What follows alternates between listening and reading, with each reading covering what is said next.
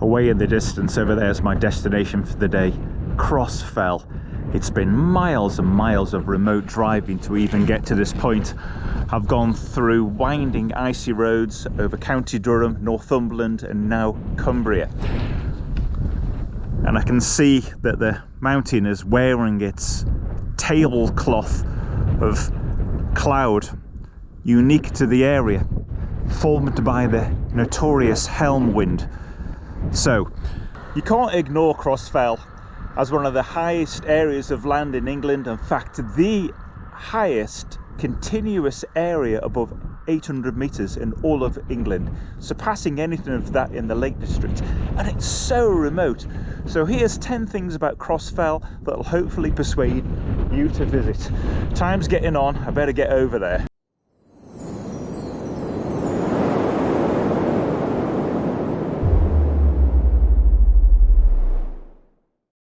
Right, I'm setting out from the remote village of Garrigill in Cumbria. And my route goes across the moors, past Greg's hut where I hope to have lunch, Cross Fell, loops back down. But before we go, let's check out the high street of Garrigill. There we go, that's the high street. Stay on the path, lads. So I'm leaving civilization behind. It's the last day of January. It's very cold, but my heart goes out to the Pennine Way walkers.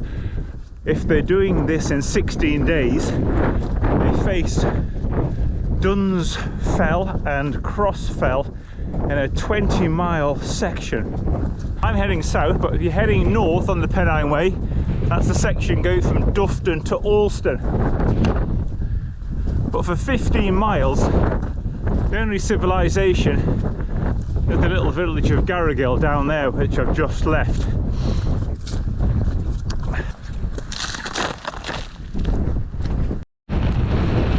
So, fact 2, the Helm Wind.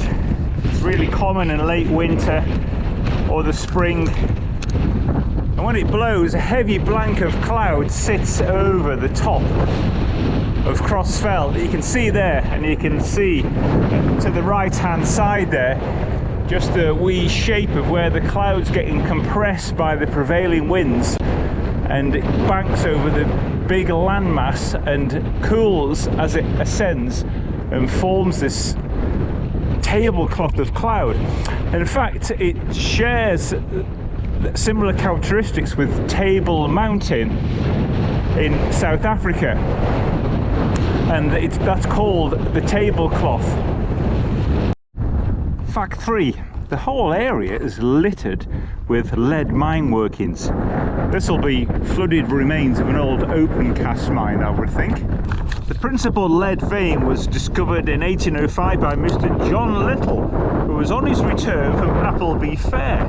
His horse, having come down Old Brookham Way, removed a portion of the surface of the vein, which exposed some ore to view, which, being observed by Mr. Little, he took a sample and extracted a great deal of lead ore, and I think he made a small fortune from it. He laid his claim straight away. So lead is still a valuable metal, but of course was used extensively for roofs and pipeworks, but we're a bit wiser now to its slightly toxic nature. Next fact, the whole area, the upper plateau, is made of carboniferous limestone. So where there's limestone, I take it this means this would have been seabed, and it's mostly topped by peat, but in many areas there's shale and gritstone that appears out the surface. So this may well be a shake hole. This whole area here is crisscrossed by shake holes. I'm not really sure what a whole lot of shaking going on is, but I'll try and find out and put it in the description below.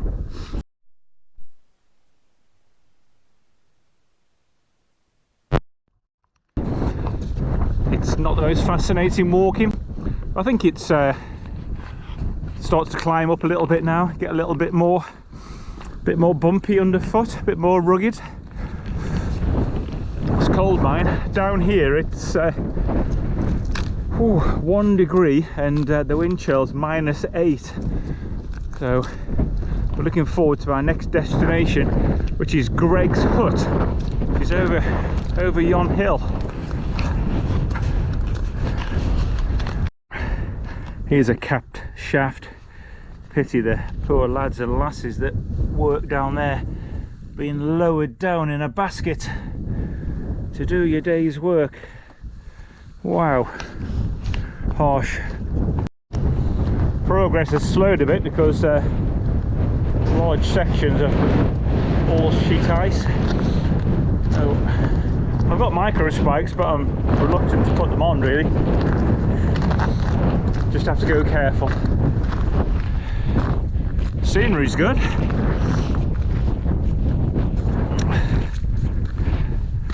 Just got to watch my footing really. Maybe it's got on the grass here.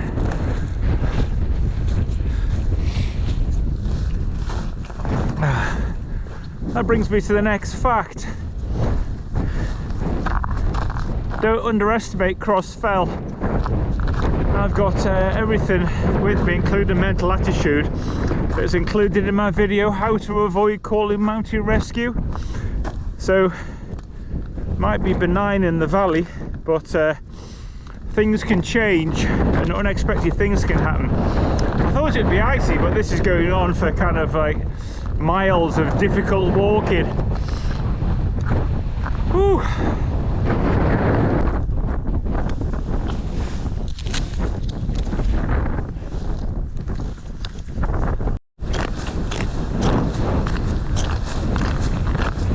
Wow, that's much better.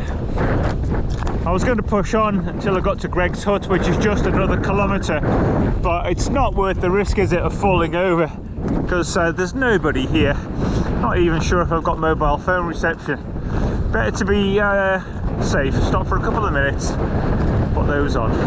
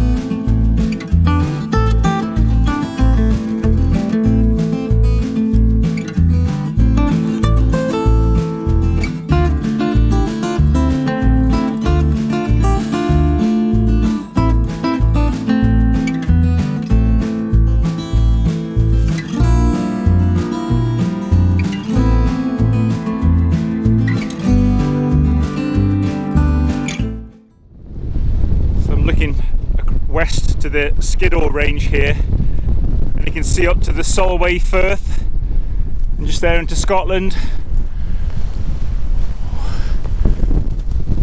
Over here will be the Western Cheviots and the land around Kielder Forest, and then looking there over to the Northumberland and the northeast coast. Fantastic.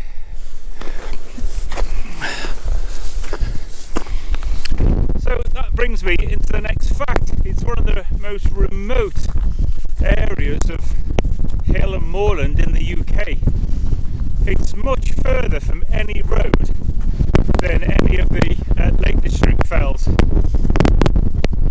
So, as I said, it was a difficult long drive here for me to get here today, through little villages where every pub was a slaughtered lamb,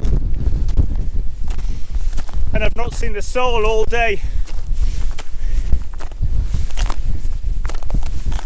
Brilliant. Now, at 893 metres, It's the highest point outside of the Lake District. I'll put on what number peak it is in height,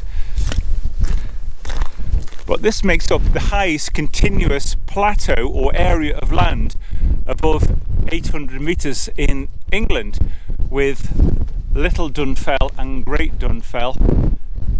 There's a air traffic radar monitoring station on that one.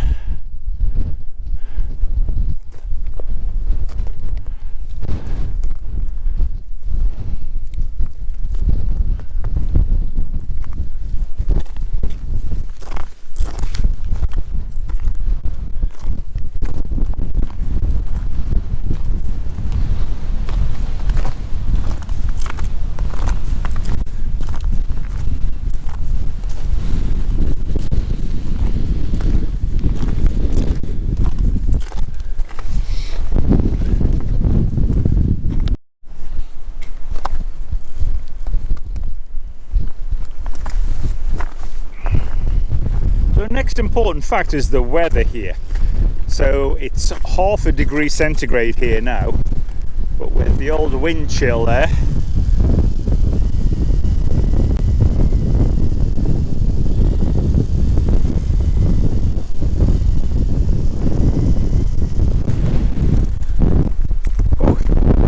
that's registering in the steady breeze minus 8.5, and Crossfell's got a well-deserved reputation for holding on to its snow. It's very hard to tell, but looking over to the Lake District fells, I can't see a white crisp on top like you can on here.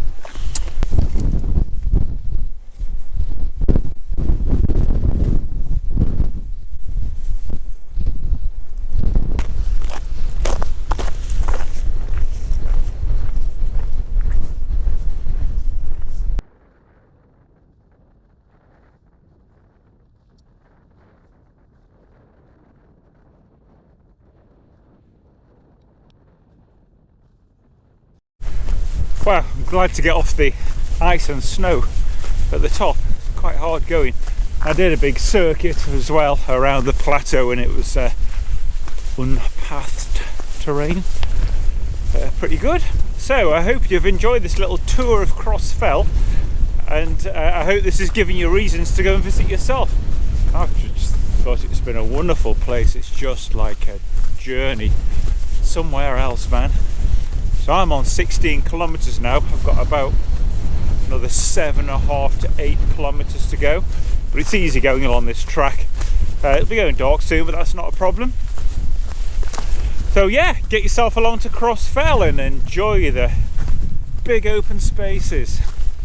Thanks for watching. Sorry, pretty tired.